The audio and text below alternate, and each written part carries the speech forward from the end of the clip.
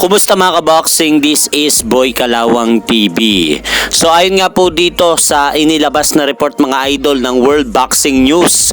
Kumpirmadong tuloy na po ang bakbakang Naoya Inoue versus Junto Nakatani ngayong taon. Dahil magaganap daw ang laban ng dalawa sa magaganap na 5 de Mayo ngayong darating na May 5 sa Tokyo, Japan. Kaya magandang laban po ito sa darating na buwan ng May. Dahil kapwa ipinagmamalaki nga po mga idol ng bansang Japan sina Naoya Inoue at Junto Nakatani dahil kapwa nga po silang dalawa pasok sa kasalukuyang pound for pound list ng The Ring Magazine.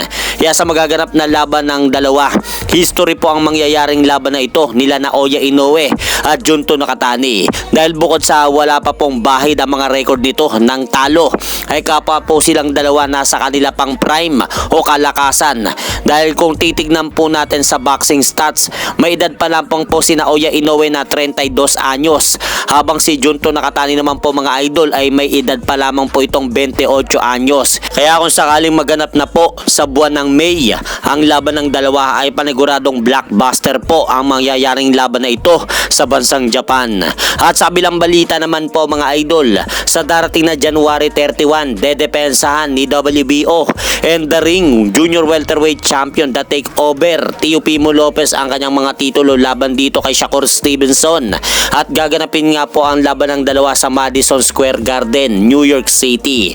At dahil po sa magaganap na laban na yan mga idol, nagbanta nga po itong si Shakur Stevenson kay Teofimo Lopez sa kanilang magaganap na laban. Dahil sinabi nito sa isang kuha ng video ng Fight Hub TV na maghanda na daw si Teofimo Lopez sa kanilang magaganap na laban.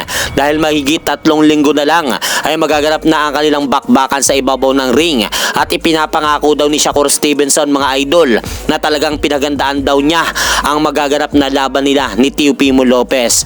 Habang si Lopez naman po mga idol ay kasalukuyang wala pa po itong sagot sa mga sinabi na yan ni Shakur Stevenson sa kuha ng video na yan. At focus lang po ito sa ginagawa nitong pag-iensayo sa kanilang magaganap na laban sa January 31 ni Shakur Stevenson.